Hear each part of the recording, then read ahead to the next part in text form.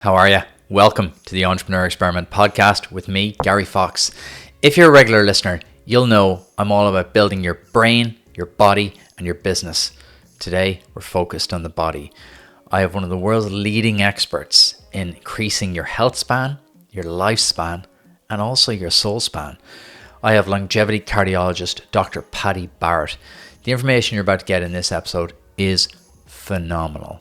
This will teach you the essentials of how to live longer and maybe even live past 100.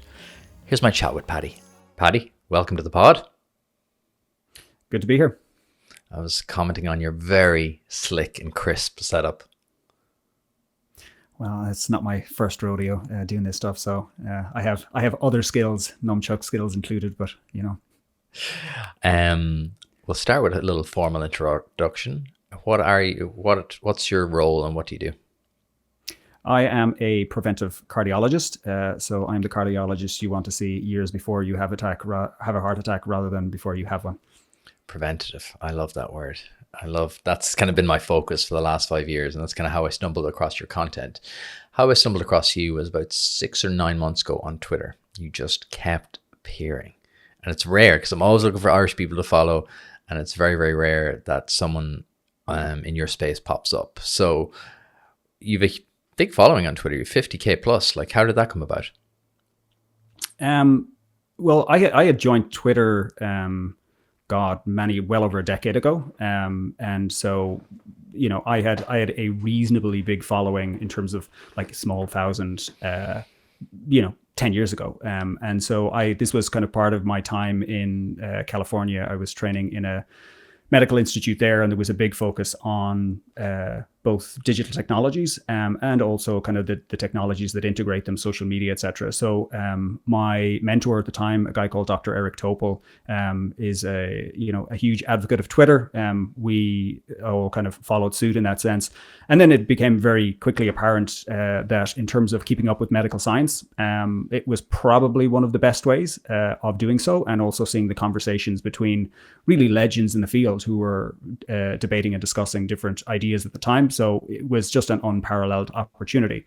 And then on the back of that, I just started to, rather than be a consumer of content, be a producer of content. And in general, it just takes time as you kind of do so, and you play that game. It ultimately builds into a kind of a larger audience over time. It's interesting that I think I'll always call it Twitter, by the way. X if you're being pedantic, but Twitter, I think I'll always call it Twitter for all time. So it was interesting. You were in California, so that's kind of where your first kind of like thoughts were about personal branding, because I speak about personal branding on this podcast a lot because I believe so many founders are missing a trick. They're missing that, not trick, but they're missing the point of building your own personal brand. So was that a conscious thing for you to do? Not necessarily at the start. It was very much around reach of message. As we were kind of talking about before we started the podcast here, I had a podcast back in 2015, 2016, and in looking at actually getting your message out and the scientific writing that I've been doing, and you looked at the reach of that compared to having, say, a podcast at the time, it was night and day. So the podcast at the time would have had about 1 million downloads. And so in terms of reach, using the tools that were really only becoming available at the time, setting up kind of podcasts, social media for publication of kind of information and spreading of content, really kind of presenting your message, there was no comparison. And so in my view, you were either on this wave of presenting content out to the world, or you weren't capitalizing on probably one of the greatest opportunities anyone who has a message to share with the world, could have. So, that's where it came from for me. It was about if your business is sharing ideas, and telling a story, these vehicles that we have in terms of social media and the different media platforms are just a phenomenal opportunity. And I just used it. And on the back of that, you develop a personal brand. I think when you see the likes of Peter Attia, Andrew Huberman, I think if we had that discussion like 10 years ago going, some of the biggest people in the world on social media will be like, a preventative medicine specialist and a doctor from Harvard. It'd be wild. You wouldn't believe it, but I think that's the power of the medium, right? Yeah. And I mean, historically, if you wanted to have a big reach in medicine, for example, you you ran large clinical trials, you published those in very large peer-reviewed famous journals, and your message was spread to the world. And that was an excellent way to do things. But when the medium changed and you had the opportunity to change the cycle at which you could get out information, rather than going through 2 to 5 years of raising money for a trial, doing all the investigation, getting it accepted in a journal, getting it published. The difference was you could just get on a social media platform, or a media platform like YouTube or Twitter or a podcast platform, and you could have a conversation about that topic, and it could go out that day. And you could, the reps that you could do would just produce such volume and reach. So it doesn't take away from the traditional methods of how we get a message across, i.e. doing scientific research. That's still the cornerstone of where the discussion comes from. That's necessary. It's the layers on top of that. We still need to have people who will write the deep expertise of books that we will have to be able to consume over time. But we also need the commentary on those central pieces of information, seen as experts having commentary. And that's where everyone has an opportunity to be part of the conversation here. You don't have to be, writing the book, and you don't have to be doing the clinical trial. But if you have an interesting perspective on core pieces of information in your content, you can be a very, very valuable voice in that community. Over the past 5 years in this podcast, I've spoken to loads of amazing Irish business who grew from one idea to become world-class companies able to compete with the very best on the international stage. And many of those started up and grew with the help of their local enterprise office. From starting or growing to becoming more sustainable or digitization, the local enterprise offices have everything to help make it happen for your business. And if there's one thing that entrepreneurs want, aside from more money, it's more time. The local enterprise offices want to give that back. Their supports for competitiveness and productivity can help your business save time, money, and energy. For them, it's all in a day's work. So if you want to give your business the gift of time, decreased costs, and lower electricity bills, then go to allinadayswork.ie, take 2 minutes to fill out the form, and let your local enterprise office handle the rest. If you've been listening for a while, you know Iconic Offices have been my partner for ages now. Working and recording out of their flexible workspaces has meant a huge deal to the success of this podcast. So it made perfect sense to partner up with them again for season 17, but to give you, my fellow entrepreneurs, a unique offer. Come work in the Iconic Office workspaces for free with no catches. Simply visit the link in the description below and enter Gary24 for a free day pass or a free day office pass. Enjoy. Why do you think so many people are resistant to building their own personal brand? Because I still see it with a lot of founders here in Ireland and abroad that they kind of almost hide behind the company. Maybe it's different in your field, but why do you think so many people are resistant to put themselves out there?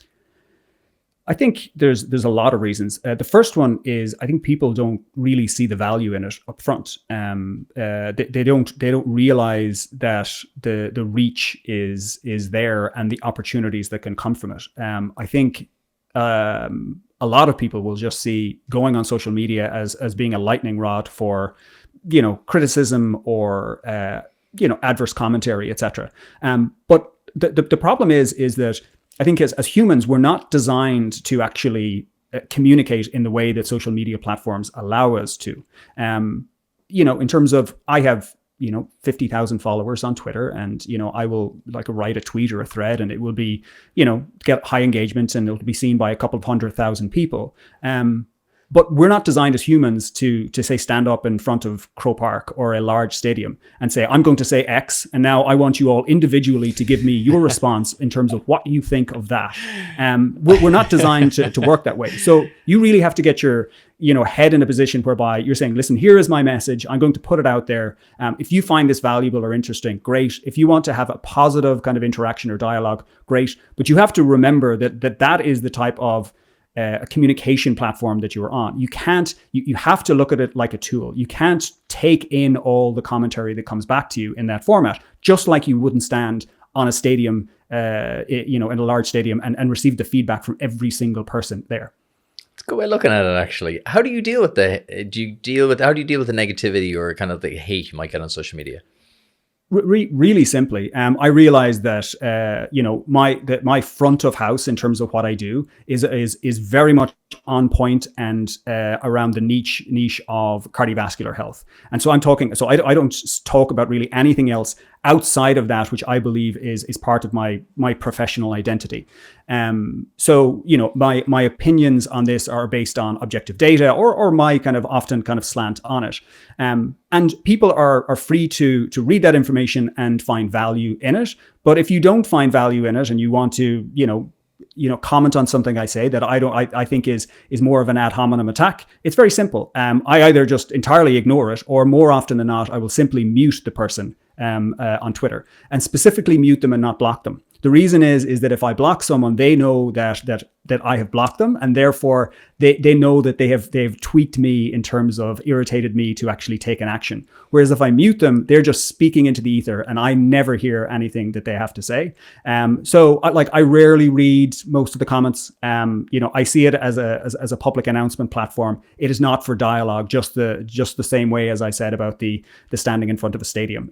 We, as humans, we're not designed to communicate that way. I much prefer the famous line from Hot Tub Time Machine that back in the 80s people used to talk to each other with their faces, and I think that's how we communicate in terms of dialogue. But the key is to realize, I think people have a lot of misunderstandings around Twitter. People for example think that it's the standing in front of the stadium, when in fact Twitter, you have to look at it, it's a bit like the Colosseum. There are gladiators and then there is the crowd. And so the people who are going to be the producers of content are the gladiators, and the crowd, it vastly outweighs the gladiators, and they go to watch the gladiators fight. And so you have to realize that you're either one of the gladiators or you are a spectator. And sometimes the spectator heckles the gladiator. And a lot of the time people, ask for support from their supporters. But if you realize that you can be a gladiator and you don't have to fight, but you can still get in front of the crowd, you win on both sides. The problem is when you are the gladiator and the crowd starts to boo you, for example. People get upset and frustrated. And again, we're not designed as humans to receive the displeasure from hundreds of thousands of people. So it's all about how you frame the message. I put the message out there. If you want to read it, if you find value, that's fantastic. If you don't find value, that's fine. Go read something else. You're under no obligation to read my content, and I'm under no obligation to read your response.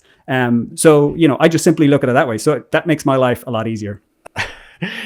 A couple of epic references there. Hot Tub Time Machine and Gladiators. We are off to a strong start. I like that. I said this to a friend of mine yesterday. He was having an issue with someone, and I was like, look, all bullies want is a reaction. They just want to see that they've got to you. I was like, the number one thing, their weak spot is attention.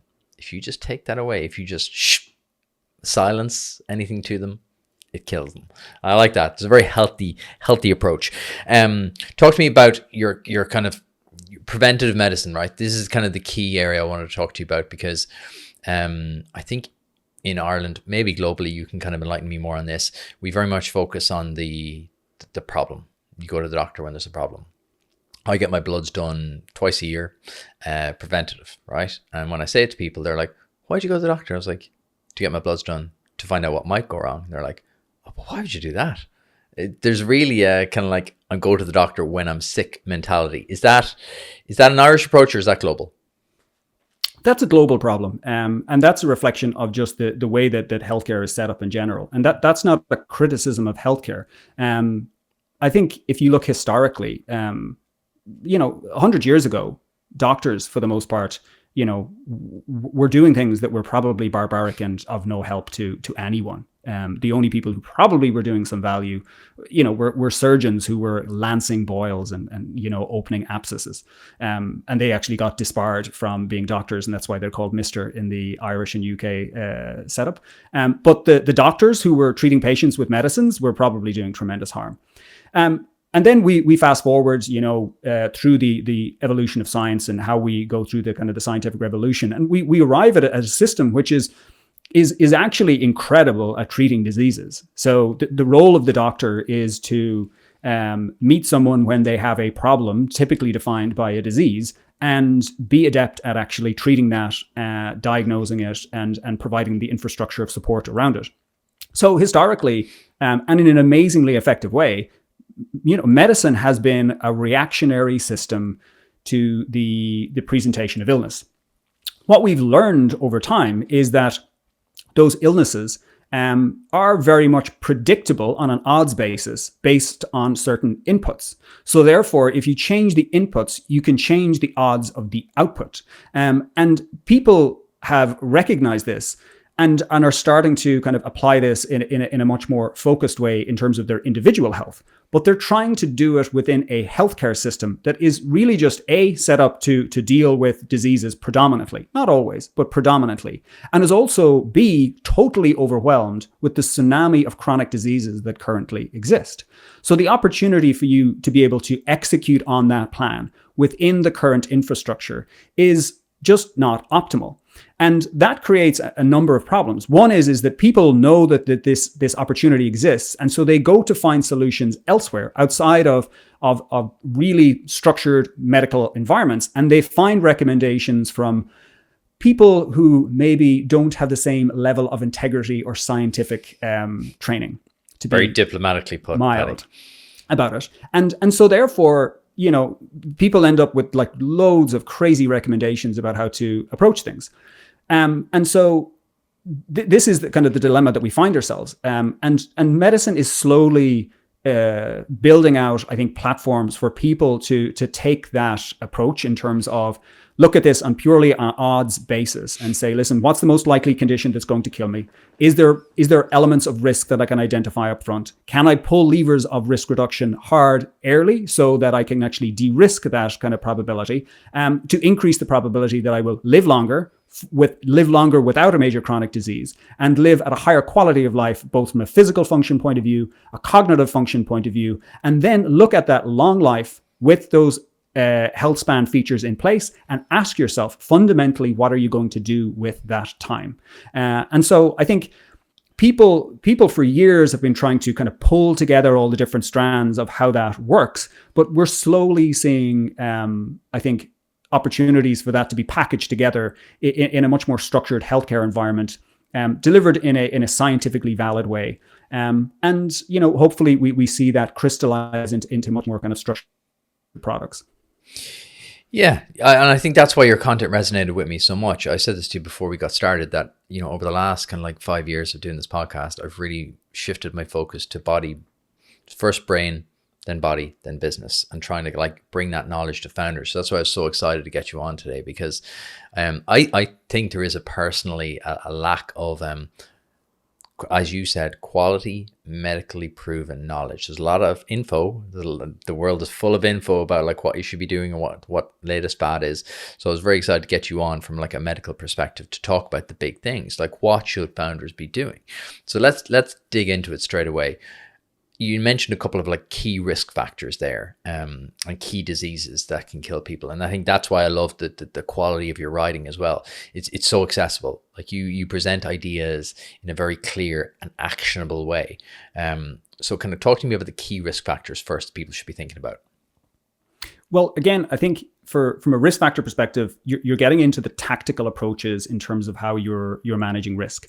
And I think you always need to take a step back and ask really what your goal is in terms of what you're trying to do. So, if your goal is to be a Hunter S. Thompson character sitting at home, drinking chartreuse in a hot tub, till 3 o'clock in the morning, doing lines of cocaine and, doing whatever else, if that's your goal, knock yourself out. So first you have to say, listen, what are you really trying to achieve? And more importantly, why? Now, because I'm not here to tell people what to do. I'm here to help people hit their goals that they believe are the highest representations for themselves. So we always have to step back. So it's not that everyone needs to be doing X type of training with a specific lactate threshold and a specific ApoB concentration below the Xth percentile. No.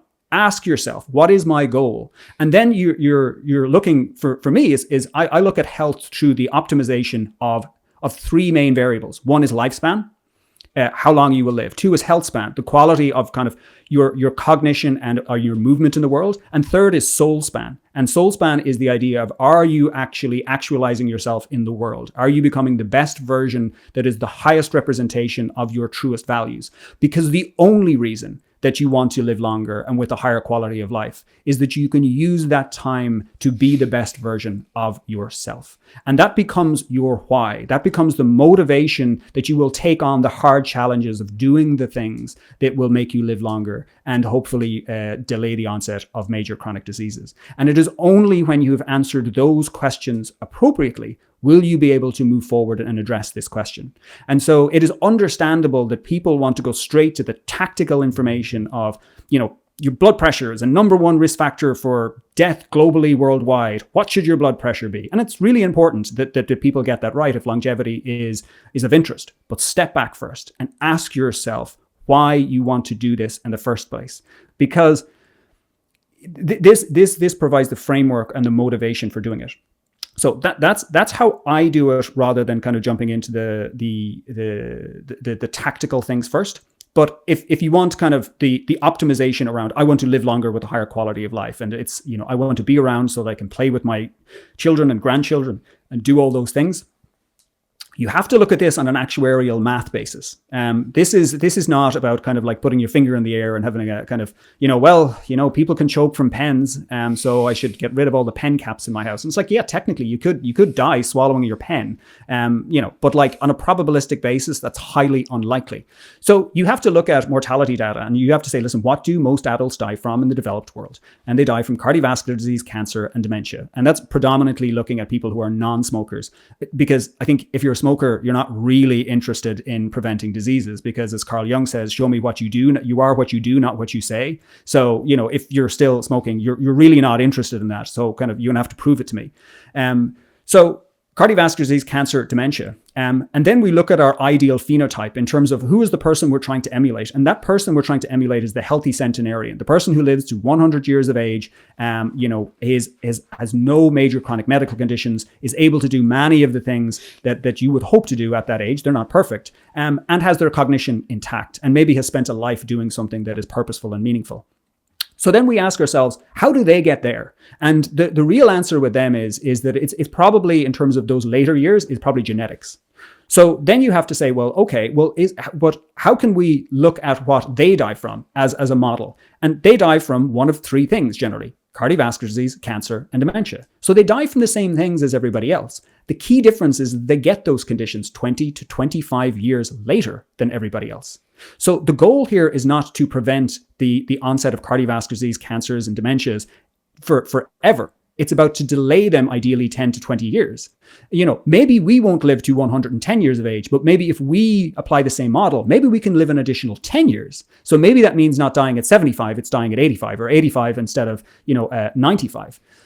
And then you say, well, okay, so if the key here is to, not get the condition, that you can't die from a condition that you don't have, in simple terms. So you have to then say, well, listen, what are the risk factors that actually increase the probability of an early diagnosis of one of these medical conditions, of which we're focused on cardiovascular disease being the number 1 driver. And then you can say, okay, here's my objective. If risk factors can be modified, and then you actually look at, when you modify risk factors, does it delay the onset of these major conditions? And the answer is yes, it does. So that has to be your kind of strategic framework for how you're applying this model. And if you don't understand that first, you're going to flail around just looking at numbers and not understanding why you're doing what you're doing. And that's where the emphasis then becomes the very aggressive management of risk factors for disease. And we can talk a little bit about those in terms of what they are, but it's really important that you get the model right first. What an answer. That was phenomenal. And I love that. I love that. It's not like about, just go do this for this many minutes per week. It's a very holistic. And I love that, the soul span, because health span and lifespan, we're all familiar with, lifespan, right? I think everyone gets it. Health span has kind of become into the public consciousness in the last 10 years. It's not about living longer, it's about living better.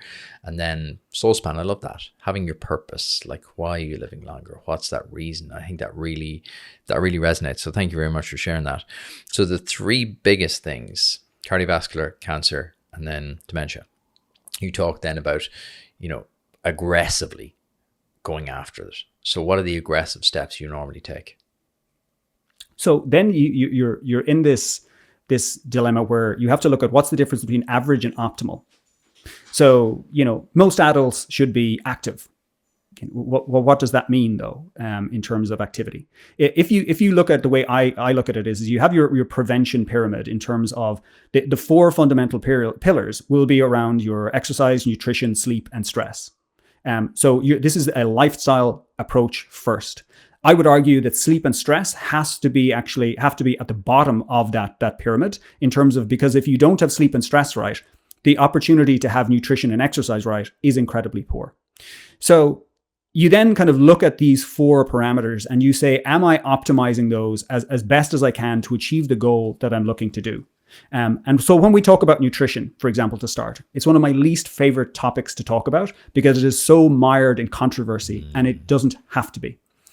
The fundamental issue with nutrition, outside of maintaining obviously kind of appropriate minerals and vitamins, etc., is your nutrition leading you to have excess visceral fat, the fat inside your abdominal cavity, to become a driver of insulin resistance, which is the precursor for diabetes? And so therefore, you use nutrition as that lever to actually control that as one of the biggest controllers. And so nutrition is a phenomenal tool to actually modify that. Because if you have insulin resistance, it is one of the biggest amplifiers of risk for cardiovascular disease, many cancers, and also many types of dementia. And so this becomes one of the big key frameworks that we're looking at. You're always saying, where am I on that insulin sensitivity to insulin resistance continuum?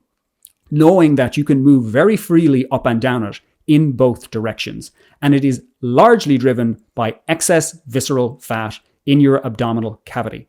And that threshold for the amount of visceral fat is unique to everyone. There is obviously very kind of reasonable boundaries, but some people just require a small amount of excess, fat to actually have excess visceral fat, and some people require much more. And this is what's called the personal fat threshold. So that's the kind of the first one in terms of using nutrition to do that. The second thing is going to be exercise.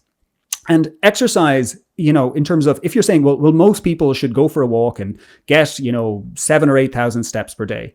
But you have to say, well, where are the upper limits in that in terms of our kind of boundaries of benefit? And we know that people, so again, you can't go on subjective, well, I go for a walk or I do exercise on a regular basis. You have to be very strict about how you define things in an objective input. So you say, well, we're going to look at fitness basically is made up of three components. It is made up of your aerobic performance, and that is VO2 max. Your metabolic flexibility, the quickness how efficiently that you can turn fat into fuel. And thirdly, the performance metrics of muscle mass, muscle strength, and muscle power. And so that is when we're talking about exercise, you're saying, how can I optimize and train for all of these three core metrics? And how can I objectively quantify how I'm performing in those?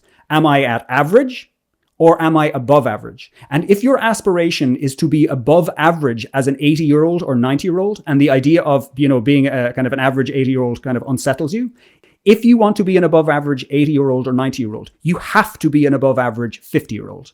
It doesn't work if you actually, it's not like, well, I'll do this for now and then I'll become above average later. No, you're already losing ground now. So you need to build in that headroom. And so that is aerobic training in terms of metabolic flexibility. That's zone training to build out that aerobic base. And then on top of that, it will increase your VO2 max, of which you'll layer on interval training. And then you're going to do resistance training for building muscle mass and power. And also strength and flexibility will be other things. So you have to be very structured about how you go at this. So kind of like and don't get me wrong, if your objective is to, from an exercise perspective, I just want to go outside, I want to go for a run, I just want to put in my headphones and listen to some music, and it's just good for my soul when I do that, go and do that. However, if you're using exercise as a tool to hit a specific goal, be very precise about how you do it. And so this is again, what is your goal? What are you trying to do here? Are you just trying to, let off some steam after a kind of a rough day in the office, or are you optimizing for a variable? That's how you approach it. Superb. I love that deliberate. I've kind of a phrase in my head I keep there all the time, like live a deliberate life. That's kind of how I approach most things. Don't float. Live a deliberate life. Well, Charles Bukowski will say, and I'm going to just paraphrase this, you have to decide what you're going to do with yourself, or else the world will decide for you, and you won't be happy when it decides for you. We are incentive-based creatures. As Charlie Munger says, he says, show me the incentive and I'll show you the outcome. It's one of my favorite quotes of all time. Yeah, if you don't get very clear in terms of what your goals are, in terms of what you're trying to do, the goals and processes and pathways will be imposed upon you. And this becomes, this sounds, well, that's all very good for you to say. And the bottom line is that if you look at people who are at the end of their life, who are there dying on their deathbeds, and you ask them, and the research has been done on this, so it's quite clear, this isn't just my kind of personal observations, but I've seen it personally as well. You ask them, what is it that you actually regret at the end of their life? And consistently, the top two things that people will say, number 2, I worked too hard and I didn't take enough time. The only people that will remember that you stayed late at work are your kids. Number 1, in terms of the thing that people actually regret the most, is that they did not have the courage to live the life that they knew that they truly should have. And so this is the problem, that if you don't get deliberate about it, you are going to be incentivized to do everything that does not align with what your personal preferences are in terms of your personal, the best value representation and the highest order representation of who you are. So unless you are absolutely crystal clear about that, the probability of you stumbling upon that target accidentally is virtually zero. Really quick break to thank today's sponsor. If you've been inspired by listening to The Amazing Business Person and either want to start your own business or supercharge an existing one, then the local enterprise office has something for you. Whether you want to improve your online presence, become more sustainable, get into new markets, or just get the idea off the ground, they have the support for you. For more information, check out your local enterprise office on localenterprise.ie and see how they can help your business today. Now, back to the episode. And I love this because I think there's a lot of people who kind of almost view, looking after yourself as selfish, as like, I'll just put everybody else first. And entrepreneurs are very guilty of falling into that trap of like putting the business first, when in reality, all you're doing is robbing the business from you, either in the future performance or your performance right now. Like and it's the same with your kids. Like if you're just putting everybody else first now, all you're doing is robbing years from them. I think that's why I loved your concept so much of the 10 extra years, because you're just stealing that from them in the future. You're really just you're borrowing from the future, or you're borrowing from the bank of the future. Talk to me about stress, because the founders listening will be like, okay, yeah, I get it.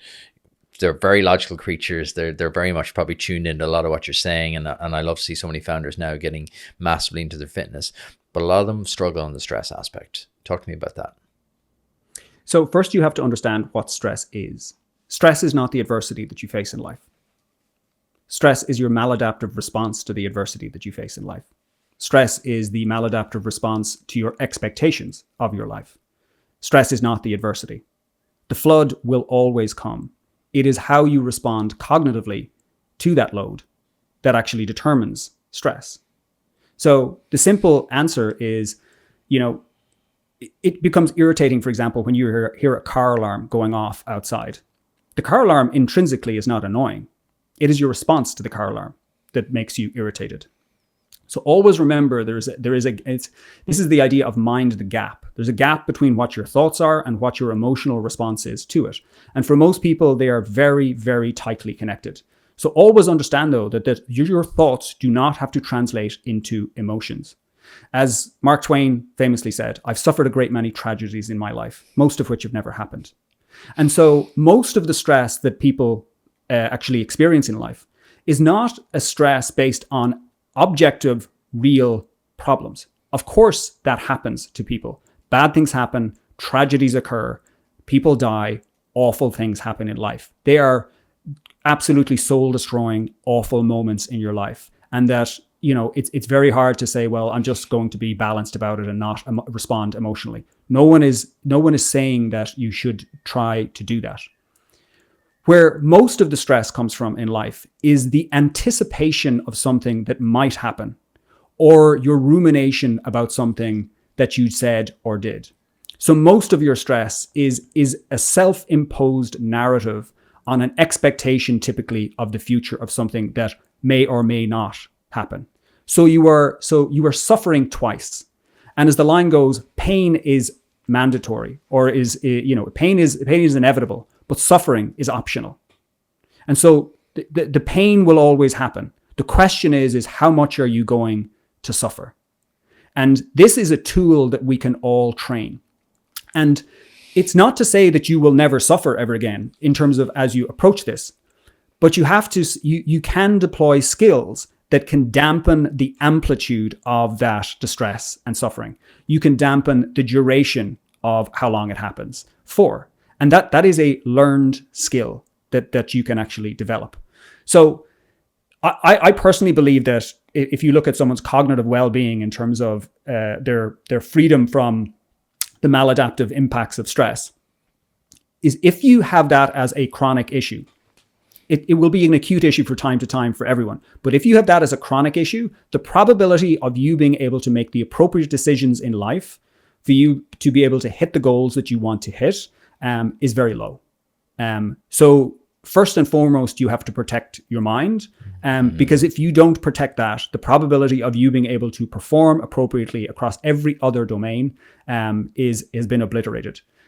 So that's the kind of my general kind of spiel on stress. It's a good spiel. In fairness, it's very logical. There's definitely a lot of stoicism in you. You definitely have a lot of stoic characteristics. How do you advise your clients then to deal with stress? Because you said it's the response, and you said that's a skill that can be developed. What do you advise them to do? So this is, I think it depends on the magnitude of the problem. The reality is, for some people, it's a very chronic, debilitating problem, and they need professional support in terms of looking at cognitive behavioral therapy or different strategies to actually approach that problem. If they are finding it very hard to integrate back into kind of normal environments, or it's really seriously impacting their ability to operate at work, there are structured approaches, largely things like CBT or cognitive behavioral therapy, that can provide you a set of skills that can do that. But in addition to that, the thing that certainly for me that has worked personally is this idea of the difference between thoughts and emotions and the gap that exists between them. And this is really where the true power of something like meditation comes from. Meditation is training your mind's strength in its ability to recognize thoughts that simply appear for whatever reason, and to not let them suddenly become destructive emotions. And so it is your ability to non-judgmentally observe your thoughts. People think that meditation is about clearing your mind from thoughts and you're going to sit there in some nirvana state of bliss. It's like nothing could be further from the truth.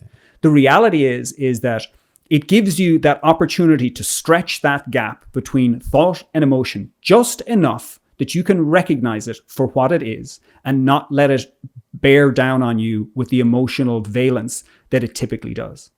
And so that is the superpower. That is the ability to stay calm in the eye of the storm. And so that is a practiced skill that anyone can develop. And it seems trendy to talk about kind of meditation because it's like it's up there with like green juices and kind of acai bowls. And don't forget cold plunging. Yeah. It's up there, cold plunging as well. So like the bottom line is when something has been around for thousands of years, there is value in their hills. And you should recognize it for what it is. And people will say, well, if I do meditation, I might lose my edge as a type A individual. Horseshit. You just become a more powerful version of the person that you truly are. You become the person who can hold composure when everyone else around you is losing theirs. You become the person who can be laser focused on what it is that you want and what you want to do, and not be perturbed by the sea of emotions that are surrounding you. That is the real skill. So it is for me one of the foundational skills, and that is just the same as that you do exercise to improve your metabolic performance and increase the number of mitochondria and their efficiency. You lift weights to increase your muscle mass and muscle size. You have to do the reps cognitively to build that skill, if that is something that you want. Mental fitness, it's literally training your mind. We talk about mental health a lot, as if it's something that happens to you, but the mental fitness, training your mind, is like you said, like you wouldn't just go, I'm going to have a crack at a marathon and then not train at all for it. You would literally train slowly. So I love that, and thank you for giving us a kind of a practical takeaway, because I think I love when people are listening going, look, I'm identifying with a lot of what Paddy says, so it's lovely to get kind of practical takeaways that people can take. So you've given us some really good ones there in terms of fitness, but also the mental fitness side of things. Talk to me then about like the longevity side of things, in terms of like living. You said living to like 90 to 100. The blue zone idea, is that real, or is that clever marketing? I think it's such a lovely idea that sitting around with friends drinking red wine would be the thing that would mean that you would live to 110 years of age. It's such a lovely idea, except that it doesn't hold up in reality when you investigate it in terms of the science.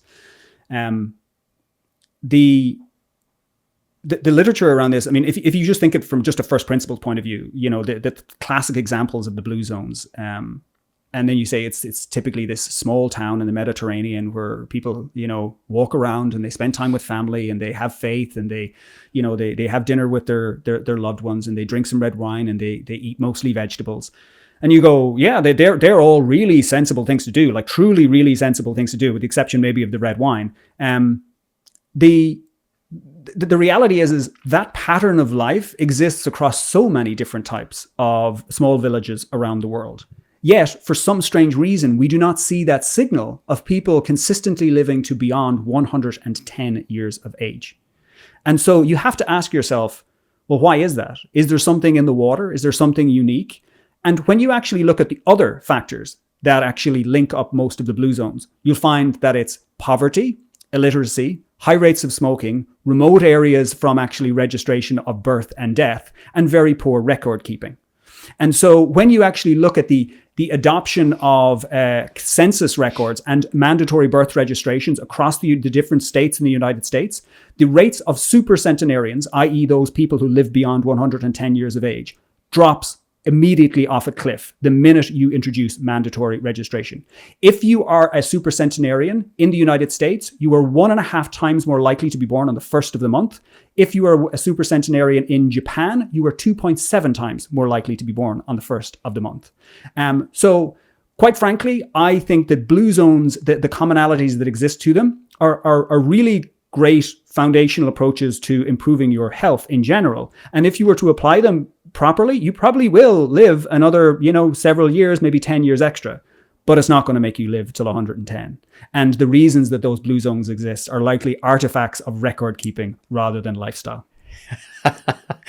A lot of bubbles have just burst right across the Mediterranean. That's fascinating. That's a really good insight. There's a lot of the footballers in Italy at the minute. They're like, turns out he's actually 10 years older than we thought he was when we bought him. There's a couple of court cases rumbling on at the minute. That's really interesting. Talk to me about, you mentioned red wine there. Talk to me about alcohol and the impact that has on your performance. So we need to be very careful about the metric that we're looking at in terms of harm or benefit. You said performance, and so most of the literature is based around chronic medical conditions and longevity. There was literature historically saying that drinking 1 to 2 drinks of alcohol per day actually offered a protective advantage in terms of mortality or freedom from certain diseases. That has likely been an artifact of what's called a healthy user bias. So the person who's only drinking 1 or 2 glasses of red wine a day is likely to be doing other things like not smoking and being kind of fit and healthy and all those things. And so these are what are called confounders in observational epidemiology. When you, as best as possible, correct for these, you will find that the true relationship exists on a linear basis, that for every additional unit of alcohol you consume, regardless of what type of alcohol, the risk of major chronic diseases, cardiovascular disease, cancers, etc., goes up. Now, let's be clear. There's a dose effect here. As Paracelsus says, the dose that maketh the poison. If you're drinking an awful lot, the risk goes up an awful lot. If you're drinking a little amount, the risk goes up very marginally. And I say this as someone who drinks alcohol, a lot less than I used to, but I still drink alcohol. And so from a disease perspective, from a kind of a medical health perspective, there is no amount of alcohol that is good for you. It is likely that large amounts of alcohol are very bad for you, but it is also true that very small amounts of alcohol are unlikely to be very, very harmful to you. There's lots of things that we do that are potentially harmful. Every time you get in your car, you take a massive risk, probably way more than drinking small amounts of alcohol, as long as you're not doing them together. And so we need to see things in context. Now, you also have to look at then in terms of performance. One of the primary reasons that I do not drink alcohol kind of to any significant degree anymore is its impact on my sleep. I hold sleep in terms of as much as possible, sacrosanct as possible. And I say this as the father of a 3-month-old and a 3-year-old. So, it's not that I am some solo person here on my own trying to optimize my best life. I have, as Tommy Tiernan would say, two children and an adult in the house. But I find that if I drink over 2 drinks, my sleep quality falls to pieces, and I'll wake up at 3 o'clock in the morning and I'll be staring at the ceiling because of my deep sleep is just absolutely whacked. And we know this in terms of alcohol will significantly impact your sleep architecture. So that's the main reason. Now, I still drink alcohol, just not a lot. I still really enjoy kind of a whiskey-based cocktail before dinner or a really nice glass of red wine. So when I make this commentary, it's not from some puritanical position that there is a moral valence to my commentary. It is purely based on the literature and my own personal experience of what I'm trying to optimize for. I think that's a great answer because everyone's looking for the rule, right? Everyone wants the one rule. Or just tell us the one rule, Paddy. Tell us the one rule for nutrition, the one rule for working out, the one rule for alcohol. And it's just so interesting there about the context. Like, context is everything, right? And it has to be personal. Like what? And you're very specific about how you answer the question. You said, oh, you said performance, and then this. I think context is so important, and it has to be why. What's your why? Why do you want to drink? Why do you not want to drink? There's so many contexts, but like people love to take like extreme views. You never drink because of this and you must drink because of that, and there's so much of that kind of like noise around it. So it's lovely when people actually give like a really context nuanced answer. So thank you so much for that. What's your ideal day from a longevity and health point of view?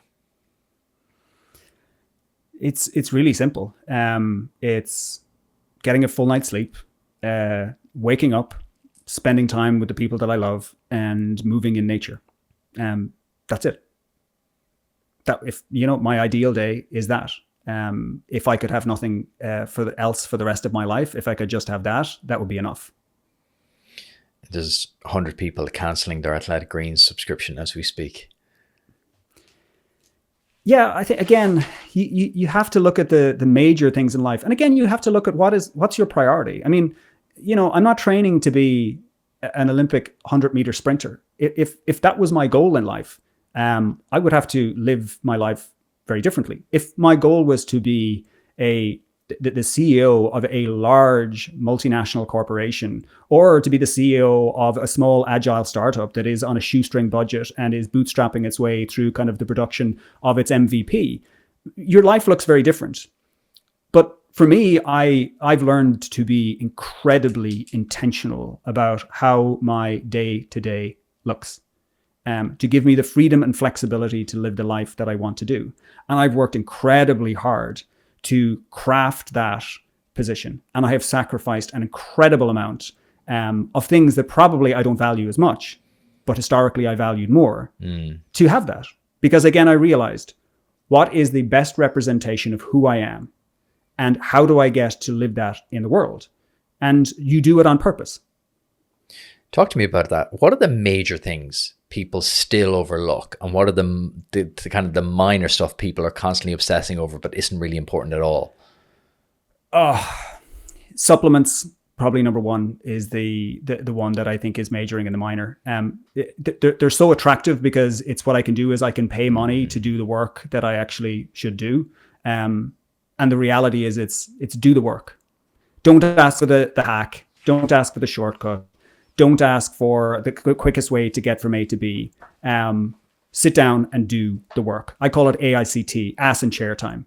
So it's like, the superpower is just sitting down in a focused mindset and doing the work. Or it's, you want to increase your VO2 max or, change your metabolic flexibility and fitness, do the work every single day. Be purposeful about it and be intentional and do the work. And again, it's the eighth wonder of the world. You will reap the rewards of compound interest. And this is it. It's like, how do I blow up my Twitter account? How do I kind of like go from, the 5th percentile to the 90th percentile in fitness? Do the work, find the things that work and do it over and over and over and over again. And what you'll find is that the reason you will succeed is not because you did anything differently than anybody else. It's that you just did it over and over again and everybody else just stopped. I love that. You're really speaking my language. I have another kind of maxim I keep in my head, and it's like, are you going to take tiny wins today or tiny losses? Everything isn't cataclysmic. Like, we're always looking at these big things, and like you said, everyone wants the one big thing that they can do, but really it's doing the tiny things again and again and again and again. We're approaching nearly 400 episodes of the pod, and it's only now we're starting to get some traction. They're kind of going, yeah. Now you're starting to see the results because it just takes so much longer.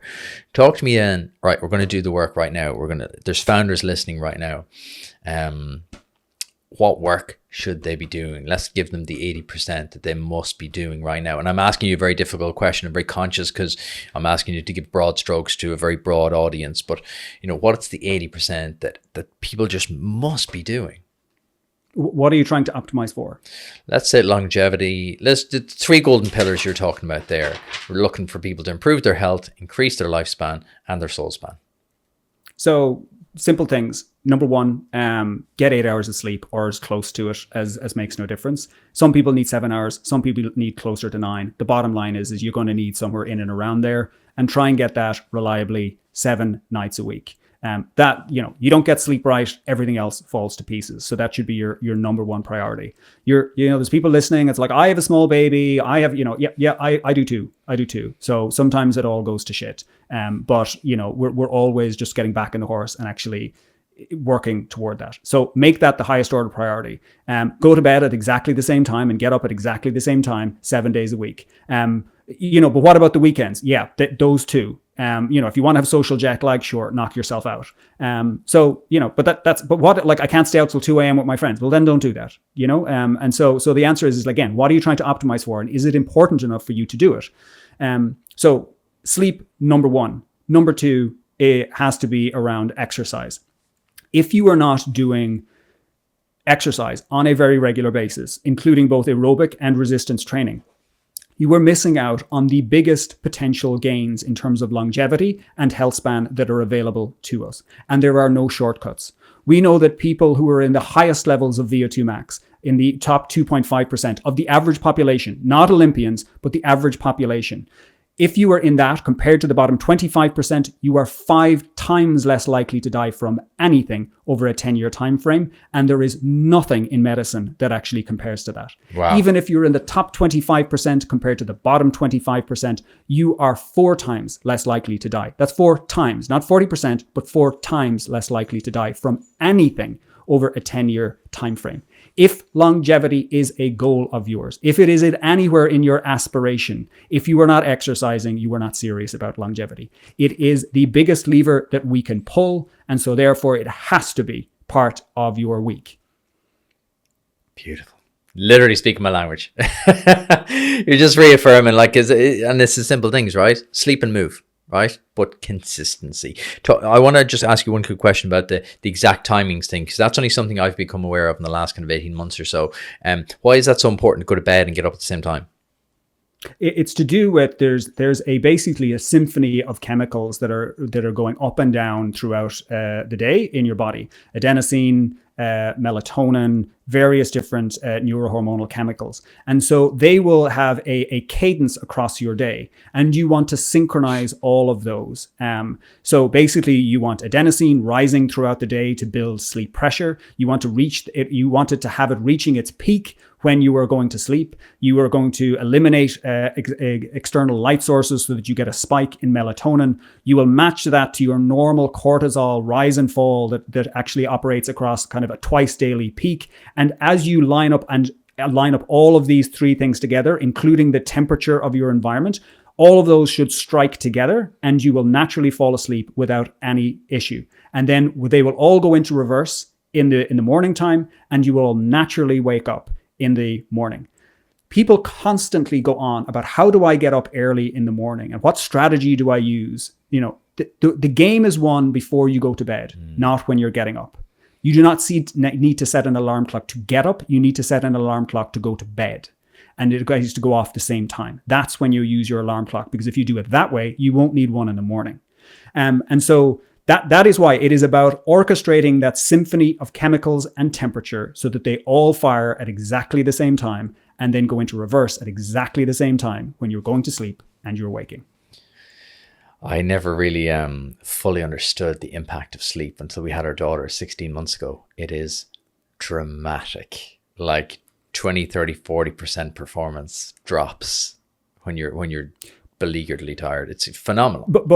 But here's the problem with that. Everyone is aware when they're utterly sleep deprived, how their performance drops off. Yeah. And so there are multiple studies that have shown this, that if you get people and you say, get them to sleep less than 5 hours per night, they will objectively say, they will objectively perform worse on various tasks. And they will subjectively say, listen, I feel terrible.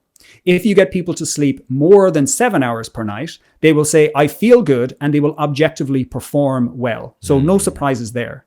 But if you get someone to sleep between 5 and 7 hours, they will subjectively feel okay, but they will objectively perform the same as the ones who've slept less than 5 hours.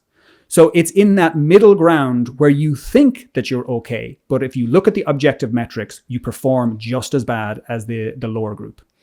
That's really interesting, isn't it? It's so, you know, the subjective, objective, like it's so hard sometimes when you're like, how do I feel? I don't know, because you can't really fully remember. It has to be an extreme, right? You have to, like, I feel amazing or I feel terrible. And it's just trusting the process, isn't it? And that's why I was so keen to talk to you, because a lot of what you talk about, it's logic and it's compounding, and you're breaking down the complex into the simple. And that's what every good founder should be able to do, is just to be able to break the complex down to simple and do it over and over and over again. I just want to quickly talk about, you have a book coming out as well. Talk to me about that. Yeah, so I eventually wrote a book, despite my best efforts and wishes. It's a challenging process to synthesize everything together. So it's a simple explanation for patients in terms of understanding heart disease, defining the risk, and how to reduce that risk.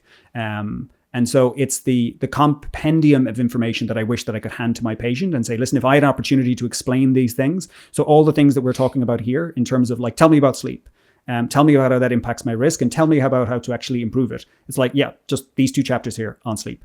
Tell me about nutrition. How do I approach that? Everything seems confusing. It's like right here. There's 2 pages on kind of how you kind of think about kind of nutrition, and 2 pages tactically in terms of how you do it. So rather than me recycling these same spiels over and over again, and I would have to spend hours doing it, I'd say, listen, do you know what's a lot easier? We'll go through the process, but read this book and you'll get everything that I need to know. So it's an easy and accessible kind of book for someone trying to understand heart disease and apply the principles that we've been talking about here. And hopefully it's done in a digestible way that basically anyone can consume, not just doctors.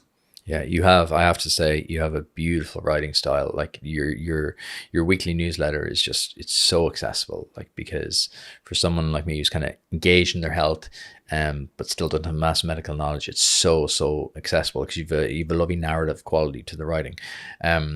What is the book called, and when does it come out? So it's called Heart: An Owner's Guide, and it comes out in the UK and Ireland on May 2nd and in the US on May 7th. Beautiful. Best of luck with that. That's exciting. Your Substack, can you just shout that out? Because what's the best way for people to join that? Because it's a really good read every week. Yeah, just type in Dr. Paddy Barrett newsletter or Dr. Paddy Barrett Substack.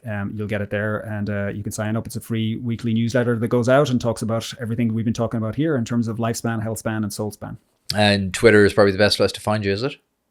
Yeah, that's probably the place that I spend most of the time. It's at Paddy_Barrett. If you just type in Paddy Barrett, I generally post there once or twice a day, and try and do that fairly consistently. All right, we're going to do our rapid fire round. What's the one book everyone should read, apart from your own? Well, I wouldn't start with my own. Viktor Frankl, Man's Search for Meaning is what I would recommend. That is a book I try and read once or twice every year. And if you want to put your life in perspective, that is the best way to do it. It is the story of a psychiatrist who spent 4 years in a Nazi concentration camp.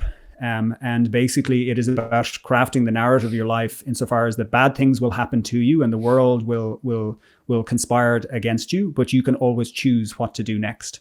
And his famous quote from this is basically, when we cannot change our circumstances, we're forced to change ourselves. So we always face adversity, but we have to ask in terms of how will we change ourselves to deal with it. Beautiful. What's something you'd learn the hard way? Oh, how long do you have? Basically, if you don't do what you know that you should do, you will pay the price. And that price may be financial, it may be personal, it may be a relationship, it may be your health, but you will pay the price, and your body will tell you, either in your body or your mind, that you are off track. So beware. I love that. There's a price to be paid always, so find the price. There's a great quote: find the price for success and be willing to pay it. It's the same in life, right? You have to, there's a cost somewhere, whether it's time or money or effort or sacrifice. There's a cost, and it feels too good. Probably is. What have you sacrificed to achieve your success? At the start of my career, pretty much everything. So I learned the hard way.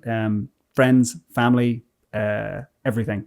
Until I, realized that I was on the wrong track, and I had to actually figure out what were the highest value priorities for me and realign those. So although I paid a price, I would think I was able to at least meaningfully recover many of them. Some people the penny never drops some people. What would you do today if I give you 10 million euro? It's pretty simple. What I told you that I do in my ideal day, I'd get up in the morning, I'd have coffee and spend time with my people that I love in terms of my family and my kids. I would read books and I would move in nature. Okay, power compounding is gonna kick in for you. You're gonna a 10 is gonna turn into a lot more very soon. What's something in your daily routine you wish you started sooner? Exercise. That may sound somewhat counterintuitive in terms of everything that I've said, but I actually came to exercise much later in my life, and that was largely a function of not having the time to actually do it.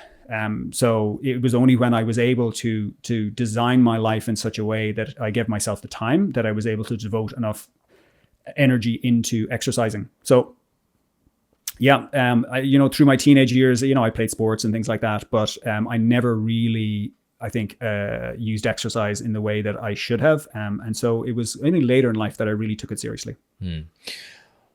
If you left medicine in the morning to start a company, what would it be? I would not start a company. The thoughts of having multiple employees makes me nauseous. That's so funny. For a man who deals with stress and high pressure situations every day, that's hilarious. Okay, that's fair enough. What do you believe that other people find strange or strongly disagree with? We're here for a super short time, and I think people think that they realize that, but it's only when you've seen it up close and you've seen it repeatedly that you really realize the brevity of the time that we have here. I think we see this endless stream of commentary about criticism of the world in terms of this is wrong and that's wrong, and we're destroying the planet. You should look outside and just marvel at the absolute wonder that we're here at all, that we get to go outside, that things work, that people pay their taxes and people drive on the correct side of the road. It's an absolute miracle. And as Louis C.K., who's certainly kind of lost some of his popularity, would say, it's like everything's amazing, but nobody's happy. And people get really pissed off when the Wi-Fi and the airplane breaks. It's like you're in a tube in the sky doing 500 miles an hour and someone's serving you coffee. You should be screaming with absolute marvel and delight, not giving out about the Wi-Fi. It's so funny you say that. I did this weird experiment on Monday. I took the train down to Rosslare just to work. I was like, right, I'm going to get the train to Rosslare to work. Not even going to get off. And then I'm going to get the train all the way back just to work, just to deep work. And I was like, that was amazing. And I put up a story going, that was absolutely class. 4 hours, deep concentration. First few comments I got, yeah, but the Wi-Fi's shite. I'm like, what's wrong with you? Context is everything. Look inside. As you say, everything is just the fact that we're even here at all is just wild. I that blows my mind. I have a rule: never complain about something unless you're going to do something about it. And that when you just think about things like life like that, things get a lot better. What's one thing you spend money on that brings you a lot of happiness or joy?